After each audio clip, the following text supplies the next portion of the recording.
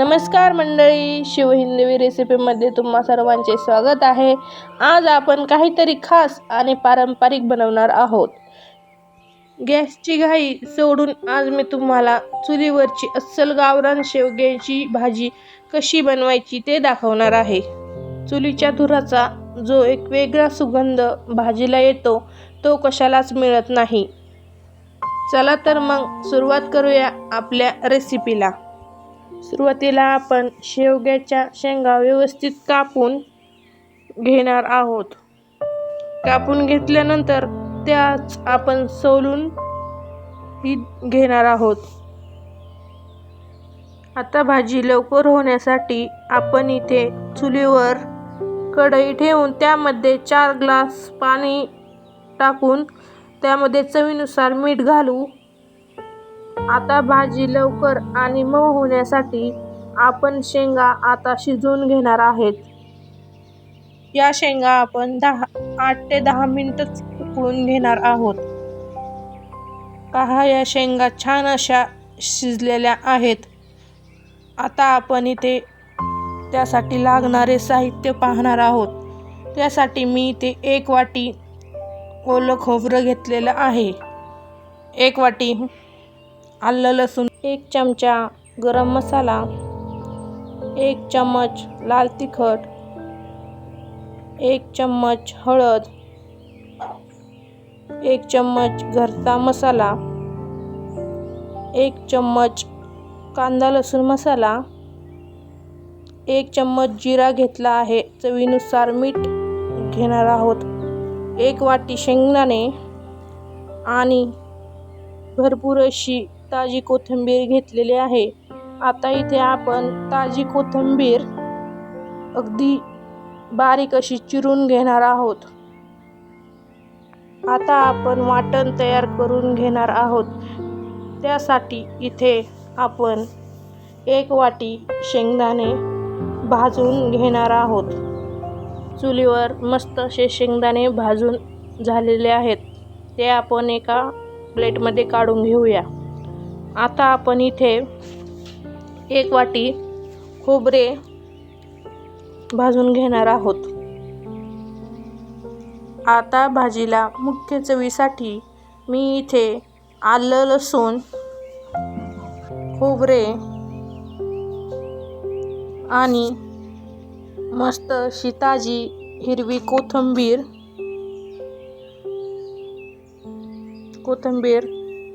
हे मिक्सरमधून बारीक वाटून घेणार आहोत.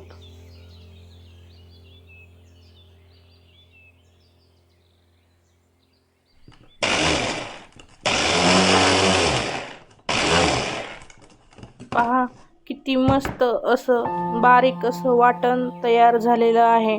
आता इथे आपण शेंगदाणेही वाटून घेणार आहोत.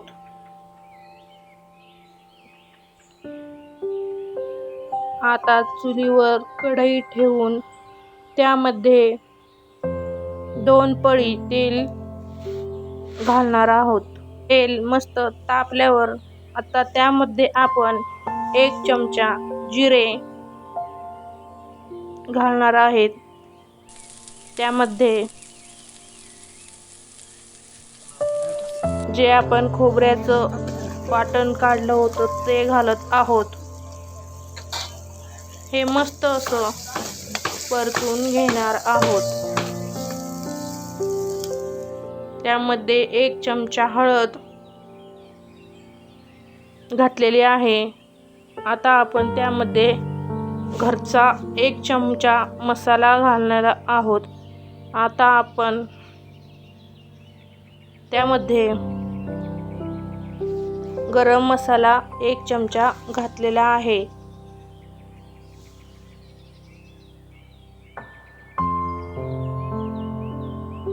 त्यामध्ये 1 चमचा कांदा लसूण मसाला घातलेला आहे. आता आपण त्यामध्ये लाल तिखट घालणार आहोत. हे मस्त असे परतून घ्यायचं आहे. चुलीच्या मंद आचेवर हा मसाला जोपर्यंत तेल सोडत नाही तोपर्यंत छान परतून घ्यायचा आहे.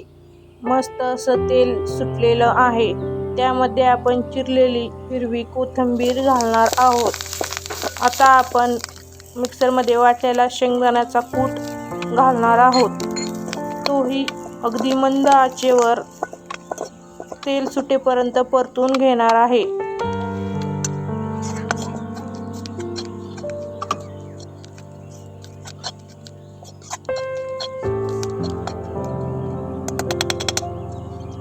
मसाला परतला की त्यात शिजलेल्या शेंगा घालून सर्व एकजीव करून घेऊया.